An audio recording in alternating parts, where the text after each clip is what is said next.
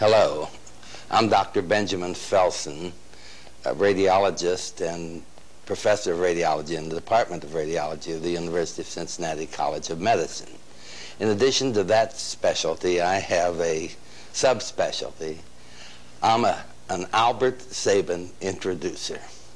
In actual fact, this is the 7th time I've had the opportunity to introduce Albert Sabin, and I wonder why. I think it's because mainly that I'm a hero worshiper and have been a longtime friend of Albert's, and that he doesn't quite resent my brashness when I introduce him.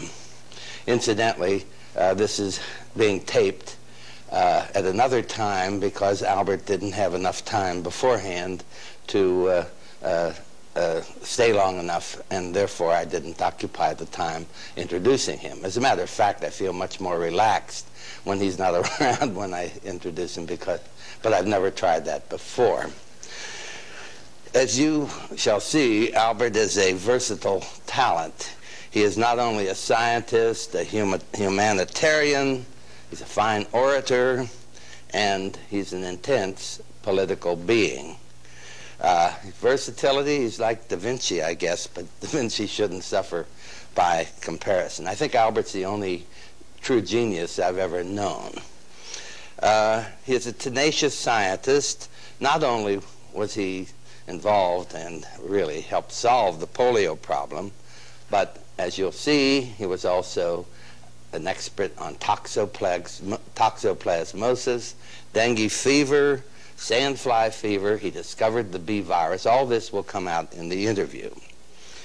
His research, I should point out, generally solved the issues when he put his mind to it.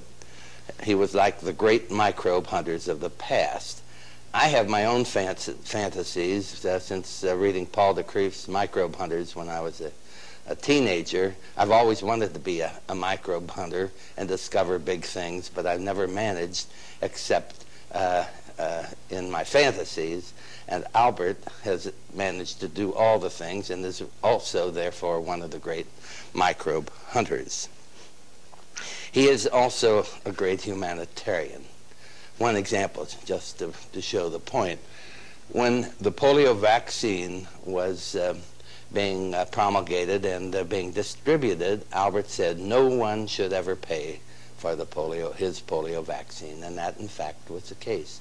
He managed somehow to get the vaccine to millions of people without any charge to the individual.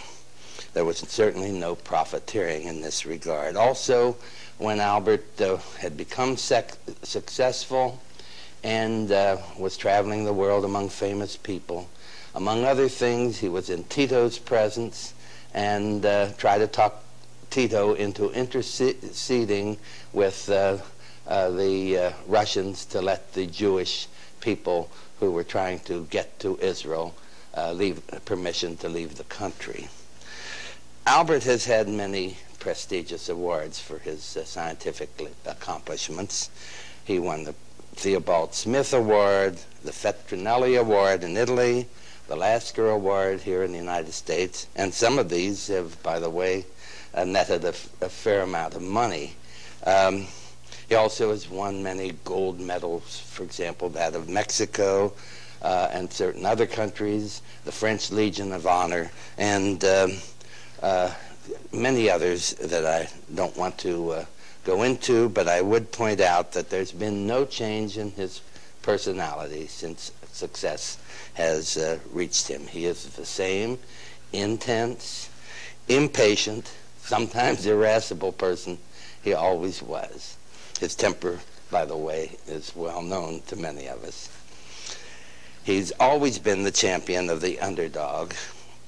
He's met with the royalty and heads of states all over the world, Kosygin, Tito, Hirohito, the Japanese. He's particularly famous over there.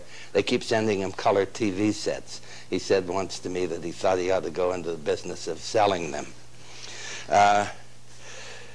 So I'm a hero worshiper. An illustrative situation occurred in the swimming pool when my son, two kids and I and Albert were swimming at my home, And we were standing there talking in the pool when my son came up, my teenage son, and he said, "Hey, there's a warm spot here in the water." And I turned and I said, "You know what that means?" And he said, "What?" And I said, "Somebody urinated in the water." He turned to Dr. Sabin, and he said, "Dr. Sabin, my father is honored to swim in your warm spot." Professor Saul Benison, who's a professor of the history of medicine in the university here, and is Albert's biographer, will help me with these questions and interview Dr. Sabin with me.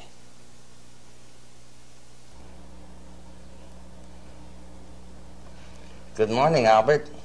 Welcome back to Cincinnati. Good morning. It's nice to have you. You know what we're going to try to do here today? We're going to look back, not in the future. You can bring in the future as it relates to the past, but this is being sponsored as far as the history of our medical school and of medicine in the U.S. So I guess we ought to begin at the beginning, when you were a kid. I know you were born in Russia or Poland, but I don't know any more about your early life, when you got here. So tell us a little bit of biography. Well, I was born in a part of the world that was Russia at the time and became Poland after World War I. And my family, direct immediate family, was the last of the tribe to be there.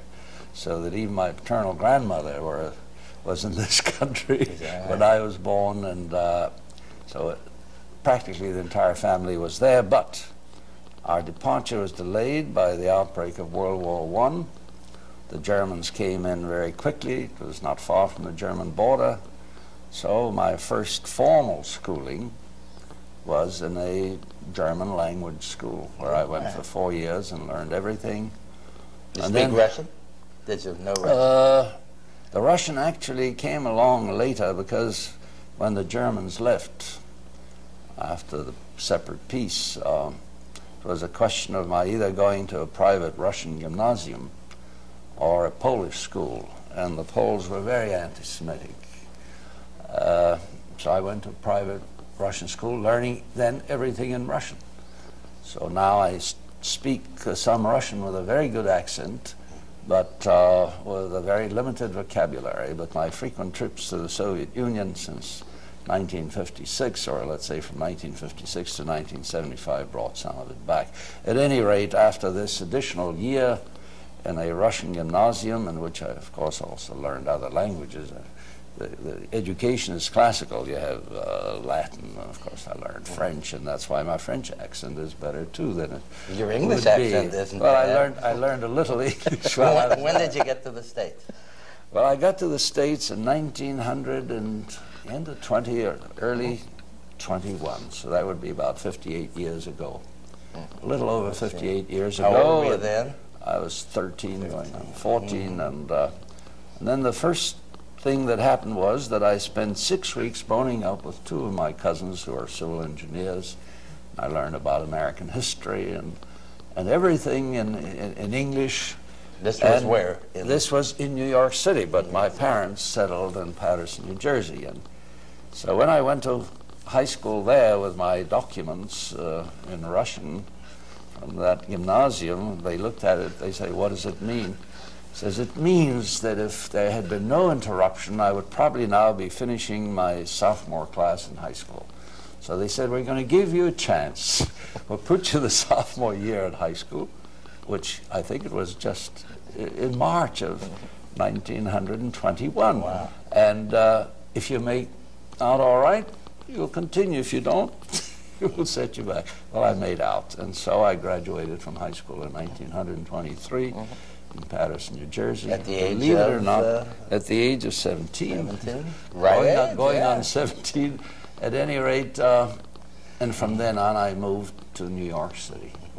Was the town you came from a little like the Fiddler on the Roof type of No, existence? actually, the name of the town is Białystok. Oh, it had 100,000 population, and it had about 70,000 Jews in it. many of whom immigrated, but those who remained behind were all killed. When the Polish government invited me back for the first time in 1958, I asked to be taken there. There was only one Jew left, the guardian of the cemetery. And I was shown, incidentally, how when the Nazis first came in, 5,000 Jews were taken off the streets, pushed into a synagogue, and the whole synagogue was put on fire. So that's part of the story. I don't want to start on this sad note. I mean, at any rate, let's get back then to very briefly to a summary of my youth. All right. Let's get back to your arrival in the U.S. How did you come by going to medical school? Well, actually, I didn't start going to medical school because my parents were quite poor and didn't have the money to send me through the university. But my father's sister was married to a dentist, and my father's sister had a daughter who became a big movie star, Sylvia Sidney. She was only 12. Sylvia Sidney. And was she a big movie star? Yes. Well, they didn't have a son, so her second husband, Dr. Sidney, took me in and provided I would become a dentist. So my first exposure was pre-dental school, starting in 1923, and then I had the first 2 years of dentistry. And in the first 2 years of dentistry, the pre-clinical courses, very similar to that in medicine, so I was first exposed, and that's when I decided that I wanted to go to medicine. I left his bed and board. What impelled you to go into medicine? Well, actually, I think of all the preclinical sciences, bacteriology had the greatest impact on me. I read biography and so on, and as I've indicated before, not only did Aerosmith happen to come out in 1926, but the Microbe Hunters, I think, came out in 1925, and I was fired up with the challenge of epidemic diseases that might. You never lost that, did you? Well, it's because the challenge becomes ever greater. What was Bellevue like as a medical school? Well, Bellevue as a medical school was certainly rather more primitive, but it had a very good faculty. And I got a job in the Department of Bacteriology before I even was admitted to medical school, so that I worked in the Department of Bacteriology as a student, pre-medical student. The chairman of that department was an interesting man named William H. Park. Can you give us a portrait as you remember him? Well, Dr. William H. Park was one of the American microbiologists. He was one of the pioneers in microbiology. He was then not only professor, but director of the public health laboratories of the city of New York. And it is to him that I owe the opportunity that I had, because I had more nerve than knowledge, and his deputy turned me down when I asked for a place in the laboratory of the Department of Bacteriology. It was the same department for the dental school as for the medical school. But then I made an end run. You did have a lot of nerve. I made an end run around the deputy who said, you go back and learn more about physical chemistry and this and that and the other, and then come back. But I made an end run, and I must have broken Dr. Park's heart. He said, all right, as long as you won't disturb anybody, that corner in the laboratory. As a medical student, you had a laboratory and that's because I already had that laboratory before I was admitted to medical school. Well, what kind of a student were you? Were you a good student? Very bad, very bad. Is that right? Your grades weren't so high? My grades were bad. I flunked several times. I hope all the medical students that listen to this appreciate there still hope. It was, if you make up for it by concentrating on something else. But you did other things as a medical student. I was not universally good student. I concentrated more on certain things. But as a medical student, you published your first papers. You remember? As a medical student, you published already. Oh, I published several papers as a medical student. What on? My first paper was in the Journal of the American Chemical Society on a very fundamental observation on diffusion in gels, a new phenomenon called barophoresis in gels, which incidentally Dr. Cumrow, writing about history of medicine, recently pulled out that paper. I suppose it was the first time it was ever quoted to show how people start on their careers. And then I became involved, again because I needed a job, I became involved with the big problem of pneumonia at the time. And because I left my uncle's bed and board, I was given a room at the Harlem Hospital in New York City where innumerable, quote, patients were admitted with pneumonia, and my job was to type the pneumococci that caused it. Yeah, we used to do that. And I was impatient, you see. I was impatient because I would come in after school and have 20 sputa perhaps to inoculate into mice, and wouldn't know according to the existing technique until the next day. And many of them were already dead by then. So the challenge was to develop a more rapid method for finding out, and I did. Oh, yes. And because of Dr. Park, and because he was a great man, he immediately put my name on it. And when I was in my first year of medical school, we already... That was a big finding for you, wasn't it? Well, but then there were... How's it feel, that first paper, when you see it in print? I have that experience, but I want to know if you had it. I don't remember. It was such a thrill to me. Each one has its own labor. Oh, no pains, question. I mean, labor pains. No question, but the thrill of seeing it in print never. The thrill of discovery was greater than the thrill of putting it down on paper, huh? Well, actually, I learned very soon that until you put it down on paper, you're just fuzzy. Yeah. You don't know what you have. The challenge of writing things out, putting it down on paper. Those of my colleagues who say, oh, my God, paper a month or whatever. If you don't write up what you do, you really aren't doing your job in scientific research. Did you have much difficulty in getting an internship? Well, I applied to Harvard. I was asked to apply, and I was asked to come up, and I flunked. You flunked? Yeah, I don't know. Maybe I didn't say Even the right having thing. written the paper?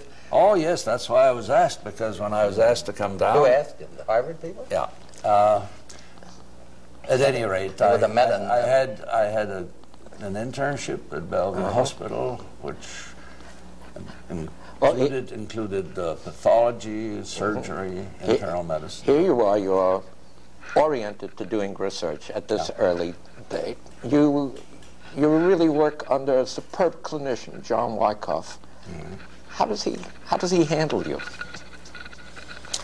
Well, that's very interesting because I continued to do work in the laboratory while I was interning, and I guess he thought I perhaps neglected some of my duties. So on one occasion he called me in and he said, now, wearing my hat as chief of medicine, I must tell you, you've got to put more time in on this and that.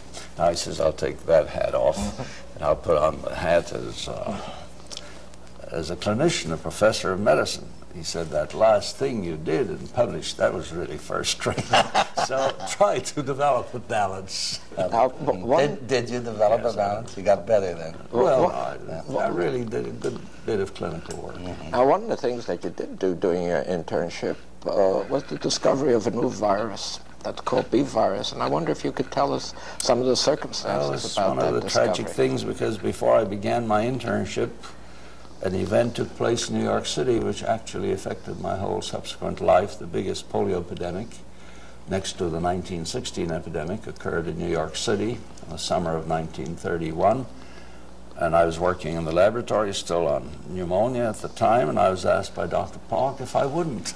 Actually, this is one of the times in my life when I didn't choose a field by myself. He says, please come in, we need some things in polio.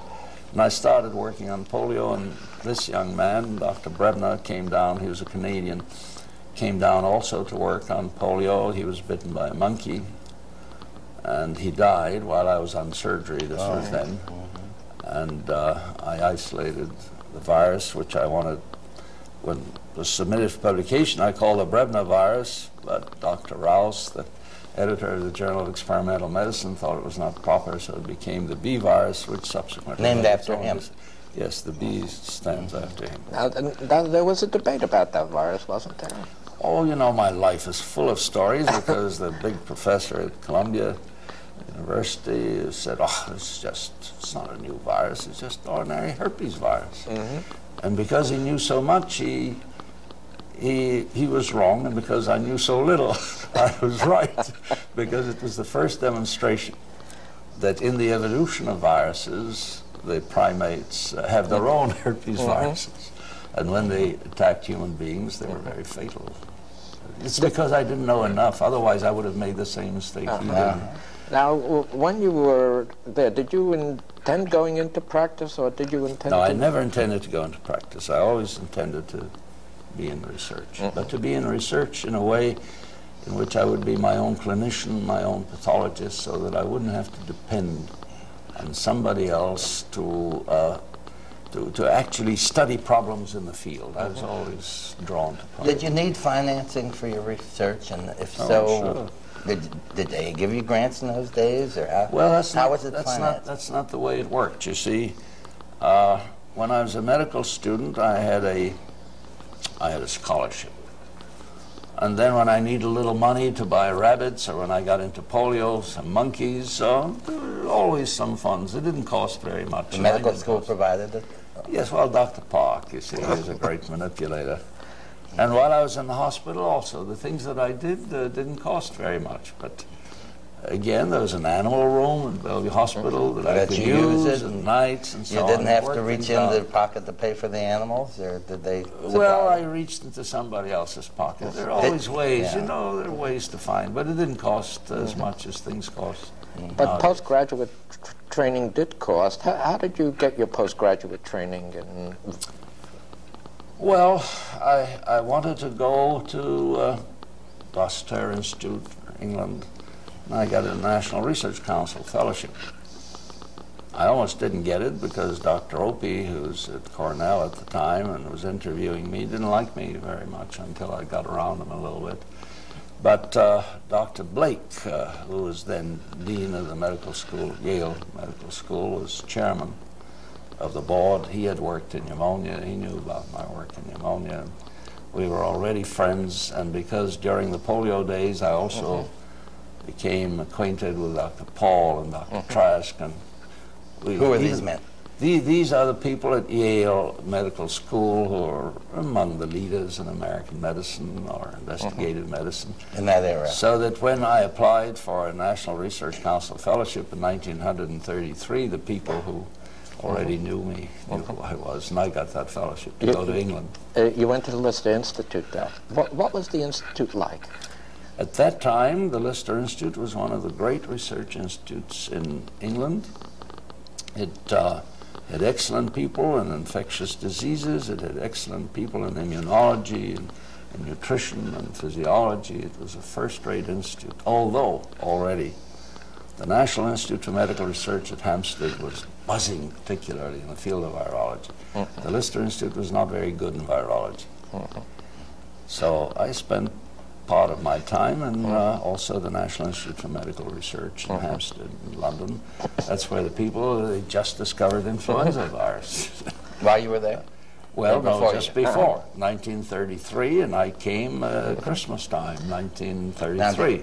Now, they train you, or you were already trained? Well, I was on my own. I had to train, but I learned. I'll tell you what I learned, because after an initial digression, I became associated with a wonderful neuropathologist, Dr. Edwin Hurst, and I learned a great deal about experimental neuropathology from him, to learn my way around the nervous system. And I learned a great deal from him, but I always worked alone. See, the ideas had to come from me. Had trouble with your co-workers, huh? I didn't have any trouble with co-workers except with one. I don't know this time for it. I know one you had the trouble with, but that's another story. No. This is in London. There was a man at the Lister Institute who just published a paper that he could propagate vaccinia virus without living cells. And Dr. Thomas Rivers at the Rockefeller Institute, whom I also knew by then, before I went over, he said, Albert, he says, now you go there and you find out how he can grow vaccinia virus without living cells. And you either show him where he was wrong, or you come back and show me how to do it. Well, unfortunately, I had to show the other guy where he was wrong. So that after that he didn't care. After the first 6 weeks, you see, I didn't have anything to do with him, but I began to work with a first-rate person, Dr. Edwin Hurst, and we did fundamental work on neuropathology, and I also began my work there on immunity to viruses in general, because they had new ultracentrifuge. You see, there's a new technology that I wanted to utilize. Did you make some discoveries there? Oh, I guess I made some. Maybe I didn't interpret them the way I would now, but did you make some mistakes there? Mistakes in interpretation, not. I mean, did you write a paper that you wish you hadn't written? No, I think the observations are still all right. I had no trouble publishing. They were all published in the British Journal of Experimental Pathology. Quite a number of them while I was there. How did you get to the Rockefeller Institute from the Lister Institute? Well, that's because Tom Rivers was so delighted that I proved the other fellow wrong. And he offered you a job. And so actually, when the question was of where I would go after my year in England, he was, I'm quite sure, influential in my being appointed to the Rockefeller Institute. What was the Institute like when you got there? What year are we talking about today? We're talking about January 1st, 1935. And of course, the Institute was one of the leading places for medical research in the United States at the time. It was still a little bit like Aerosmith, but it was a wonderful, wonderful place in which to work. What was Rivers like? Oh, he was a person to whom I owe a great deal.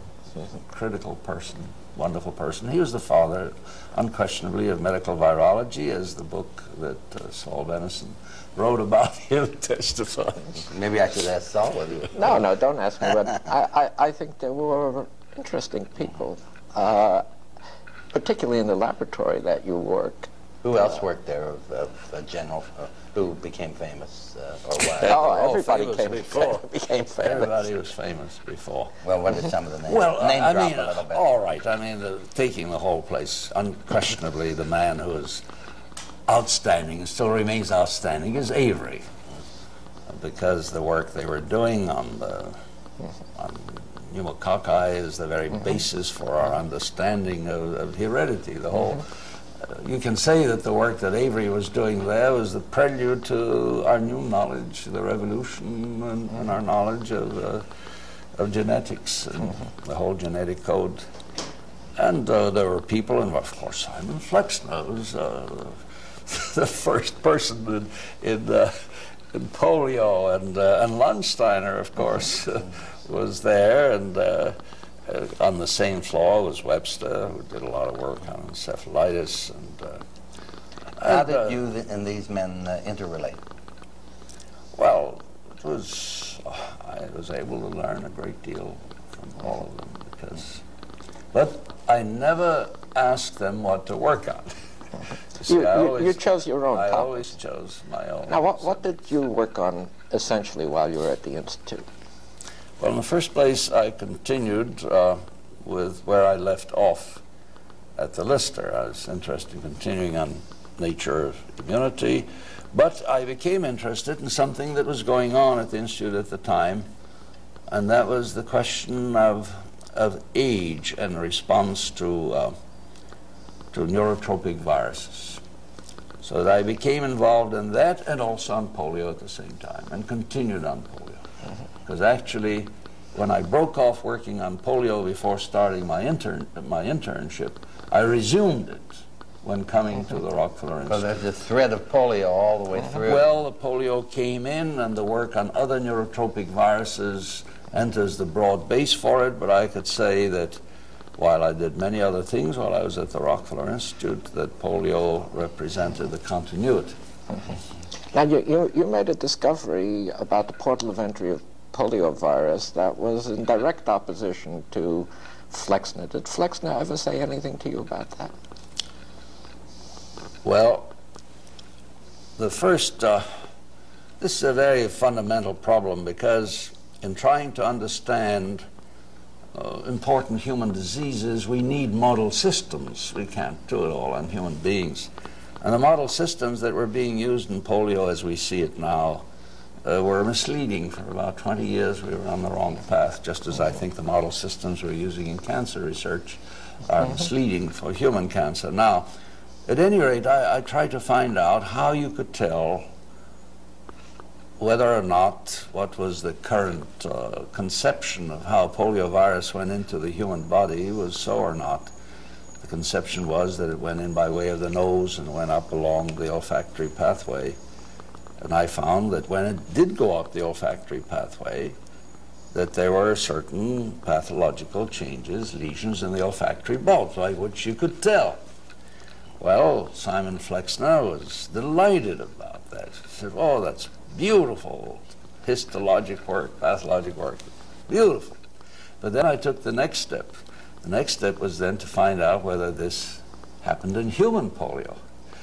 And when I did that, it turned out that it didn't, and that did make him very happy because, but he was a wonderful, wonderful person. How in the world did you find your way from Rockefeller to Cincinnati, which sounds like a step backward in the career on the face of it?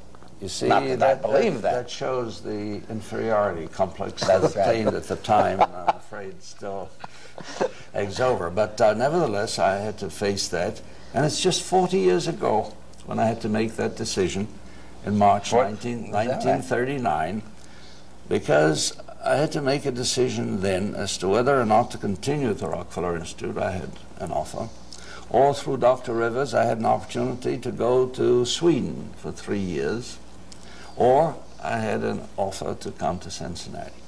And how was Cincinnati then linked with the Rockefeller Institute? The Children's Hospital, the Department of Pediatrics of the medical school here, had a very wonderful mechanism of controlling or implementing the work of its research foundation. They had a scientific advisory committee. On this scientific advisory committee were unquestionably the outstanding medical scientists in the United States at the time. Among them was Dr. Avery of the Rockefeller Institute.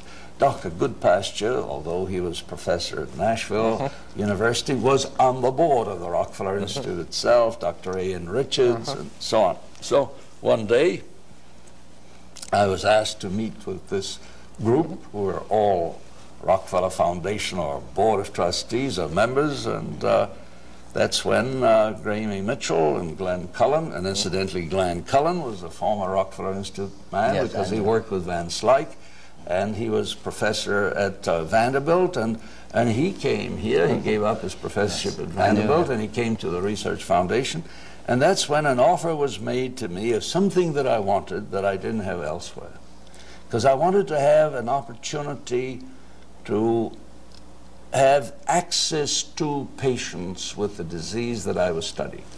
The Rockefeller Institute at the time was divided in two parts. There was the hospital, and there were the laboratories. I was in the laboratories, and if I wanted patients, I had no access. And there were other things that happened. It would take too long. So at any rate, it was just 40 years ago, then in April, that I came down to look things over. And I was offered in Cincinnati at the time the things that I could not have at the Rockefeller Institute, the things that I would not have in 3 years, although we didn't know yet that World War II was on the way, in Sweden.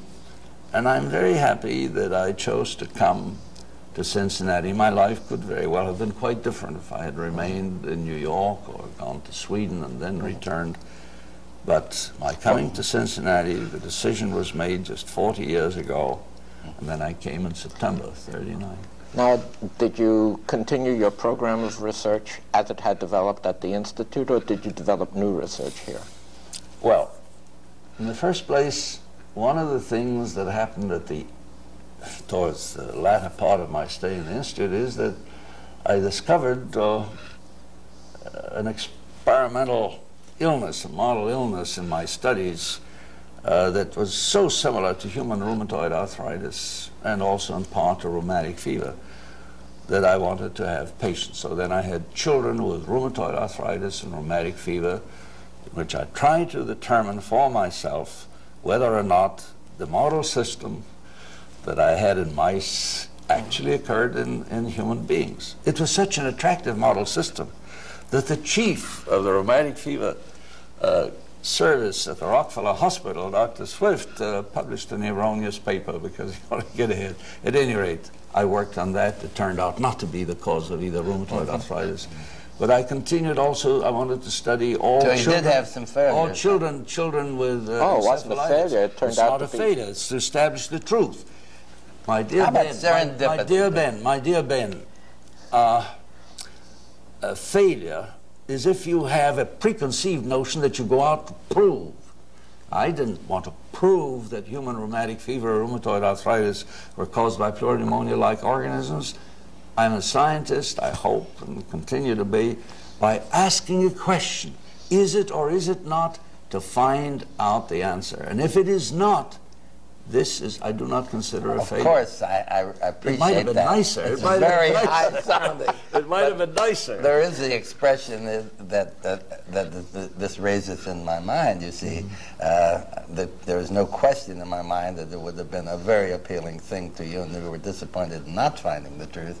And the expression is, I don't mind you urinating my eye, but don't tell me it's raining.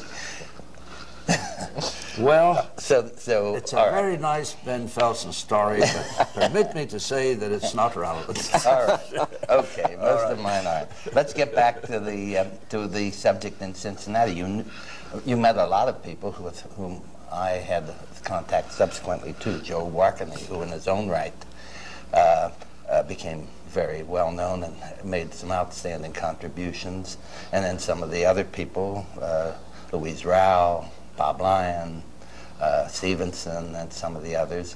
As you reminisce, were you working laterally with these people, overlapping, or were they totally independent? Well, you see, at the Children's Hospital Research Foundation, there were a number of pathways that were being pursued, and I was particularly brought in to provide expertise in virology. Merlin Cooper was working particularly on the bacteriology of diarrheal disease. Now, diarrhea was a terribly important disease. At that time in Cincinnati, came the summer, there were kids just lined up being admitted to Children's Hospital dehydrated with diarrhea. And they were studying diarrhea bacteriologically at the time. And Dr. Guest and Glenn Cullen were also involved in that. So they were intimately involved, centering biochemical, bacteriological, and other knowledge to deal with the big problem of infantile diarrhea. My job, I did not get involved in diarrhea. My job was to study infectious disease. And actually, I, of course, also continued polio, because to answer Saul Benison's question, I did obviously carry over from the Rockefeller Institute, where I left off, the question now, what is the actual natural history of the human disease, poliomyelitis? So I'm afraid I had many irons to the fire.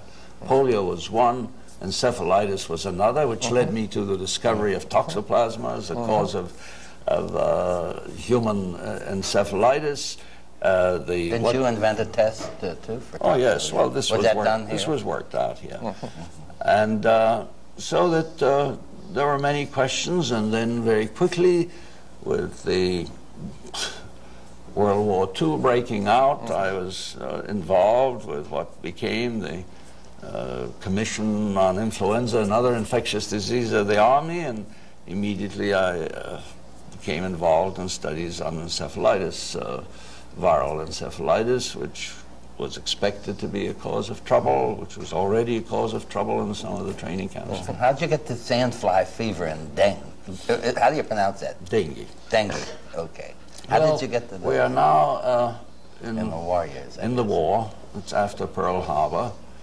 And working with this commission, there were epidemics of dengue fever already in Hawaii in 1942, 43, and sandfly fever was a disease that stopped the British, really knocked them out in Tobruk. So it was a very important disease. And I didn't get involved in sandfly fever until I was appointed to a commission to go to Egypt in 1943, within almost a month after I went into uniform. And dengue came along actually after I returned from Egypt and Sicily, and I had my unit, still my laboratory, working in Cincinnati, even though I was in the Army, and that's when I began to work on dengue, because it was occurring in Hawaii and among flyers and armed forces in New Guinea and so forth. Did you demonstrate the etiology? Well, you see, there were no, I mean, people knew that sandfly fever and dengue was caused by viruses, but nobody had a virus. So first we had to get it into human beings and using volunteers, and then got it into mice, and this was the beginning of my extensive studies on volunteers, human beings. We used medical students and patients. And, oh, yes, you can. Yes. The war years were essentially years of applied virology. Would you? All my life were years of applied virology. I don't like that term, applied, because it gives, excuse me, Saul, we've been through this before. It gives an impression to those that you're taking knowledge that's there and you're using it. The fundamental studies on diseases that are caused by viruses, it's not applied. They are things where we have to get knowledge that doesn't exist. Now, you may ask a question about something that's in nature, about something that has nothing to do with what's occurring in nature. So, as you know, I prefer the expression categorical fundamental research, which has to do with fundamental research with a specific category of a disease, or non-categorical. Non-categorical research would deal with problems in virology that may be related to many different kinds of diseases, may have no relationship. They're both very important. I would say that my work through most of my lifetime has been categorical fundamental research, trying to get knowledge previously not in existence on diseases that represented a challenge because of the lack of knowledge. One question and jump a little bit, and that is, when did you realize you had the polio vaccine? When the United States Public Health Service in August 1960 said, we now accept this as these strains as the strains of virus for a live poliovirus vaccine in the United States. So you didn't, because you see, that's too cryptic for me. It doesn't come eureka, because it took actually 30 years of fundamental research. And there were many, many periods when it seemed that that one factor or another would mitigate against it. A lot of disappointments in through the years. It would have been very easy to quit at certain Did you come upon it not serendipitously, but while you were, by accident, while you were doing something else, or were you aiming directly for the vaccine? I've had some serendipitous experiences in my life, but they were not related to polio. Polio was just following a plan. Asking questions, getting answers, going on to the next question, question after question after question. You were so sure that Salk's methods were going to turn out not the permanent ones, and of course this was a sensational public battle in the news, in the press, and the medical circles. How could you have been so sure that his method was off when he thought he had the right method? What you just said is an impression you've carried around in your mind and still do, which is wrong. I was never sure of anything. I was never sure of anything. I had reason to believe that that did not provide the answer for the ultimate elimination of poliomyelitis. It was a procedure that had to be used. It was the quickest one as soon as it became possible to grow polio virus on a large scale and to formalize it. I mean, the technology was available. But it quickly became evident that both in the field and in experimental studies that it could not influence very well the continuing transmission of polioviruses. And that ultimately the provision of the kind of immunity that was similar to the natural infection was necessary. I wasn't sure that it was going to work. I wasn't sure until it actually worked. And you did a lot of testing on oh, my goodness. And what countries before what countries? We'll take first of all the United States, Chillicothe, Ohio. That was a correction. And I went in 1900 and actually January 54 it was, trying to get permission to ask for volunteers in this federal prison where there were mostly young people. And I took my life in my own hands. The roads between Cincinnati and Chillicothe were icy, and I thought I was going to go off the road or something at any moment. But when I arrived at the prison, the warden, it was up to him to decide whether he was going to let me interfere with his routine, said I had my mind made up that I would say no to you. But when I saw you arriving here in this horrible weather, I decided to go and give you a chance and talk to the men directly. And when I did, and I had to explain to them the possible hazards that I could not measure or describe to them, to those who didn't have any immunity to polio, it came to my mind that the chance, the risk I took of driving there to ask them was much greater than any risk, unknown, unpredictable. You told them that? Yes, I told them that. You're a great salesman always. Well, still, however, not misrepresenting the product. No. All right. And what about, you had a lot of problem getting the vaccine tested in the public, or accepted by the public in the United States when they were testing in other countries widely. Let's again get things distinguished. The public and the public health service are not the same thing. Yes, of course. All right. So number one, there are various stages. You see, we went through from hundreds of volunteers at Chillicothe, then to my own children and the neighbors here in Cincinnati. And then it was necessary to go from tens to hundreds to thousands, and all that was done during a period leading up to about 1957. And by then it was necessary to go on a larger scale. It was not easy in this country because the National Foundation for Infantile Paralysis didn't want anything to interfere with the drive to get as many children vaccinated with Salk vaccine as possible. On the other hand, in order to get work done elsewhere in the world, there had to be the action is taken by committees. And there was a World Health Organization committee that decided, yes, now is the time to go on a larger scale. So there was more done abroad than in the United States.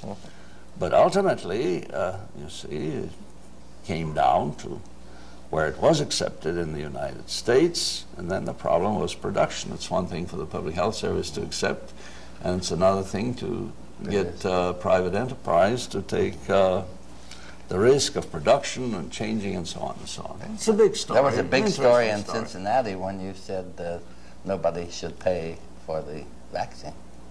Well, you see, some of the initial big tests were actually carried out in Cincinnati. We had here a situation in 1959, no, it was 1960, where we had one of the first really large tests in the country where all the school children of Cincinnati received the vaccine. And the point was that when we came subsequently to actual mass vaccination that was carried out by a special plan recommended by the American Medical Association, etc., the whole idea was that this should be a mass program in which physicians and everybody else involved give their services free. But this was worked out, first of all, not by me, but by a wonderful procedure by pediatrician Richard Johns in Phoenix, who established the method for the big Sunday mass vaccination procedures. Yeah. And that's when the county medical societies really accepted it. And it was a wonderful manifestation of medical societies working together with their communities and giving their services free. It was a great thing. Some of the trials took place in Russia. How did that happen? Well, that happened because they came here in 1956, Russian virologists, 2 years after big epidemics began to appear in Russia. They said before that we didn't have any. And they came here to learn how to make Salk vaccine. They also came and visited with me here in Cincinnati in 56 and then invited me over to go to Soviet Union for the first time in 1956. And then there began a collaborative effort. And they carried out the largest tests. At the end of, in 59, there were 10 million or more persons involved. And it was the first country in which the Ministry of Health said this shall be the only vaccine that will be used in the Soviet Union. And of course this meant their satellites, and this had a great impact. Well, it's a big story which you've already covered. Well, we're about at the end of this interview, but I would like to ask one question. Has it already gone by? Yeah. Oh, then you see, obviously we covered a few things only. Quite touched the high spots. That's all you can do in the situation. But there's one question that I'd like to ask. I've been wanting to ask you this for a long time. The young guys today, the young students, are not really going into nearly as much as your era, as best I can tell, as for full-time careers, or at least they don't stick at it. You've had a long and distinguished career. You stuck at your guns, and it paid off in a variety of ways for medicine and for the people you were in contact and the schools you were in contact with. What do you have to offer in the way of suggestions for young people, younger people, who are in the fields, various fields of research today? I hope you'll forgive me for disagreeing with your first premise, namely that not as many are going in now as did before. Well, there are more students, but I mean, because my own feeling is that there are more now than we need, and too many are doing things that are unimportant, insignificant, just because it's the fashion to do something. There are many more people in the field now who shouldn't be in there proportionately than there were, let's say, 40 years ago or 50 years ago when I entered the field. So the real issue is, for those who are going into the field of biomedical research, to still look at the important problems and to pick a piece of the action which is specifically related to biomedical research, and not do general biology and think they're doing biomedical research. There's a need for a tremendous subdivision of labor with the great expansion of our existing knowledge, and therefore with the expansion of the needs for new knowledge. And so I would say that I personally hope very much that the trivial kind of work that's being done. There's a lot of trivial work being done, should not be supported. But people who go in should have a dedication to, if they go in, particularly if they're trained in medicine, to ask the questions that only they can ask.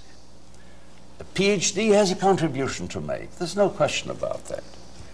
But those who know disease, trained as physicians, should ask questions in relation to some of the very important diseases. I recently made a list of all the things we don't know, and it's really a tremendous list. But why? Name five. Then I said, name five. All right, I'll name one right away that people will say, oh, well, we've conquered infectious diseases. Acute respiratory bed-disabling disease is the leading cause of bed-disabling illness in the United States, in which all the research that's been done is way off. And then, of course, we've got the malignancies, we've got cardiovascular disease, we've got stroke, and we've got a whole slew of others. In mental illness, we have problems that really are most challenging. But when I made this list of 25 or so, I said to myself, I'm nevertheless an optimist. And then I made a list of 40 or so, which at the time I began, or certainly at the beginning of this century, were mysteries. And yet, the scientific basis for diagnosis, prevention, control was found. So I think the pursuit, the persistent pursuit of biomedical research will ultimately also bring us the knowledge which, as I sometimes like to say, will make it possible for all of us to die in good health. On that note, I think I want to say thanks, Albert, for coming and making this, accepting this interview, and Saul for coming along and helping me with it. I'm sure that future generations will appreciate this particular hour that we've had. With respect and admiration, Ben, as usual, it's been a pleasure. All right. So, thank you, Saul.